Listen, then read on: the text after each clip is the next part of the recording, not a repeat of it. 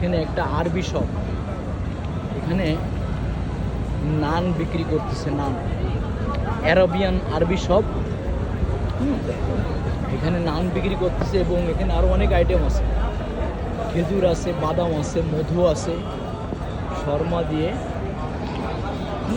এই যে সব কাস্টমার যেসব দেখতে পাচ্ছেন সবাই লাইন দিয়ে দাঁড়ায় আছে, এরা সবাই লাইন দিয়ে দাঁড়ায় আছে। ওই যে ওইখান থেকে ডেলিভারি নিচ্ছে আর ওই সাইডের থেকে বেরোয় যাচ্ছে। এটা হচ্ছে বুকিত বিনতাং, কুয়ালালামপুর, মালয়েশিয়া।